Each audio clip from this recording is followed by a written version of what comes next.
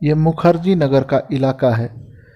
ये इलाका उत्तरी दिल्ली में पड़ता है। यहाँ पर ज़्यादातर तैयारी करने वाले छात्र छात्राएं रहते हैं। यहाँ पर मुख्यतः आईएएस की कोचिंग होती है। इसके अलावा जो राज्य स्तरीय परीक्षाएं हैं उसकी कोचिंग होती है। तो आइए आज इस इलाके को समझते हैं और समझते हैं कि पर्यावरण की दृष्टि से और इकोलॉजी के दृष्टि से ये इलाका क्यों महत्वपूर्ण है, इसकी क्या अपनी कमियां हैं और इसकी क्या स्थिति है, कैसे सुधारा जा सकता है। तो सबसे पहले हम ये समझेंगे कि यहाँ पर्यावरण से जो जुड़ी समस्याएं हैं वो कौन कौन सी हैं, और फिर हम समझेंगे कि ये जो समस्याएं हैं इनका विकल्प क्या हो सकता है। तो सबसे पहली जो समस्या है यहाँ पे, वो समस्या है कि यहाँ पे जो सिविल बाइलाज हैं, जो सिविल के कानून हैं, उनका पालन ठीक से नहीं होता है।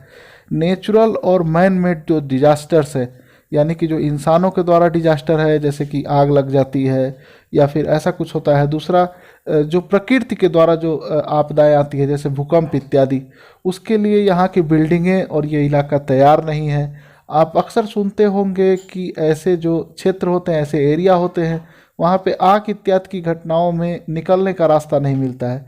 तो यहाँ पे पतली गलियाँ हैं और जो क्लासरूम है उसमें जाने का जो रास्ता है वो सिर्फ एक सीढ़ी बनी हुई है। उस सीढ़ियों में भी अक्सर सिविल जो बाइलाज हैं सिविल इंजीनियरिंग के, उसका पालन नहीं होता है। 2.5 फुट 3 फुट चौड़ी सीढ़ियाँ होती हैं और उसमें 400-300 बच्चे बैठ के पढ़ रहे होते हैं एक क्लास में। तो आप समझ सकते हैं कि किसी भी आपदा की जो स्थिति है उसमें निश्चित तौर पर लोगों के पास निकलने का मौका नहीं मिलेगा और लोग इसमें फंस जाएंगे। फिर वो आपदा चाहे मानव जनित हो या प्रकृति जनित हो। दूसरी जो समस्या है वो समस्या है यहाँ के इकोलॉजी को लेकर, यानी कि पारिस्थितिकी तंत्र को लेकर। आप इस वीडियो में भी देख पा रहे होंगे, यहाँ पर इंसानों को छोड़कर कोई भी जीवित नहीं रह सकता, और बल्कि कहें तो इंसान भी सही तरीके से साफ पानी, साफ हवा और जो साफ भोजन है वो नहीं ले सकते हैं। इसकी इकोलॉजी पूरी तरह से बर्बाद हो गई है। पेड़ यहाँ पे है नहीं, प्लानिंग बिल्कुल हुई नहीं है, अनप्लान्ड कॉलोनी है पूरी, और कंक्रीटाइज्ड है पूरा। आप देखेंगे कि नीचे जो आप सड़क देख पा रहे होंगे उसमें इंटरलॉकिंग की गई है, पूरी कंक्रीट भरी पड़ी है। यहाँ पे पानी बह नहीं सकता, नीचे रिसने की जगह नहीं है। इसके अलावा कोई वाटर बॉडीज़ नहीं बची है, जैसे कि पॉन्ड वगैरह पहले या छोटे छोटे तालाब जो होते थे वो नहीं बचे हैं, और बगल से जो नाला बहता है उसकी स्थिति बहुत ख़राब है। तो पूरी पारिस्थितिकी जो है वो तहस नहस हो गई है। पारिस्थितिकी का हाल ये है कि आप देखेंगे कि इसमें जो आपको चिड़िया नज़र आ रही हैं उनके पास बैठने के लिए पेड़ नहीं बचे हैं, तारों पे बैठती हैं वो। और जो बिजली के तार हैं उनका नियोजन बिल्कुल ठीक से नहीं किया गया है। जो भवन निर्माण किया गया है उसका प्लानिंग नियोजन बिल्कुल ठीक से नहीं किया गया है। सैनिटेशन इत्यादि की भी समस्या है, सार्वजनिक टॉयलेट्स नहीं है इधर, और बहुत कंजेस्टेड एरिया है।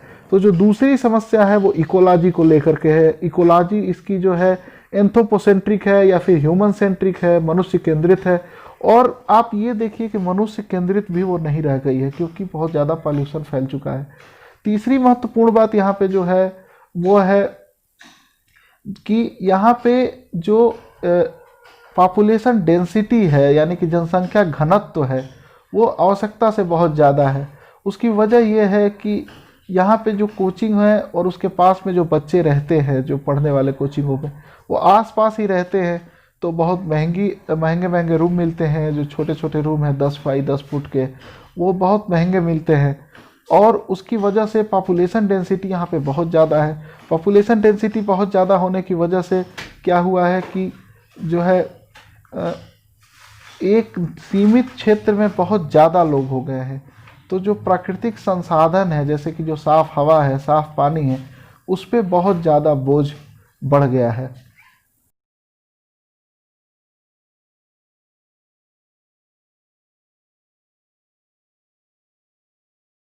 पे समस्या ये है कि जो मुख्यतः रेजिडेंशियल एरिया है या रेजिडेंस के लिए बने हुए जो घर है उसमें कमर्शियल काम हो रहे हैं।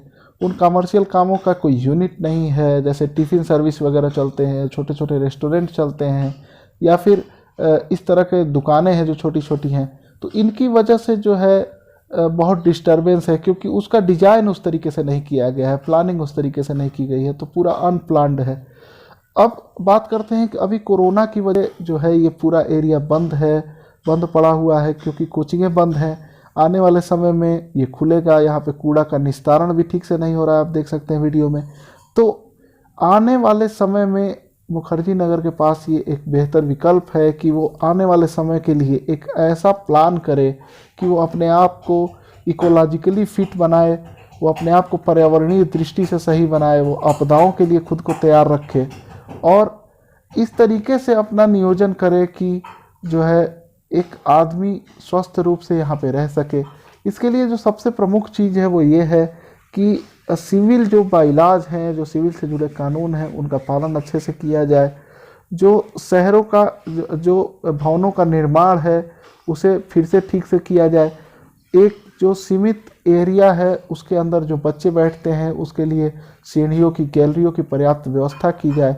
विकेंद्रीकरण की तकनीकी अपनाई जाए, इस एरिया को बढ़ाया जाए, यहाँ की जो कोचिंगें हैं उसे कहीं और पे शिफ्ट किया जाए और इससे जुड़ा हुआ जो नेहरू विहार का इलाका है जहाँ पे कि जल भराव इत्यादि की समस्याएं बहुत ज़्यादा हो जाती हैं बरसात में, उसे ठीक किया जाए। ऐसी ज़मीन खोजी जाए, ज़मीन तो यहाँ पे है नहीं लेकिन ऐसी ज़मीन खोजी जाए जिसमें कि तालाब इत्यादि बनाए जा सके। जो पानी भराव की समस्या, जल भराव की समस्या होती है उसे निस्तारण पाया जा सके, ताकि ये जो बहुत प्रसिद्ध एरिया है, देश और दुनिया में जाना जाता है मुखर्जी नगर दिल्ली में आईएएस के बच्चों के लिए, वो एक बहुत साफ़ सुथरी जगह हो सके, वो सस्टेनेबल जगह हो सके। तो ये थी हमारी ग्राउंड रिपोर्ट आज की। आपको कैसी लगी हमें ज़रूर बताइए और आप सबको बहुत बहुत धन्यवाद।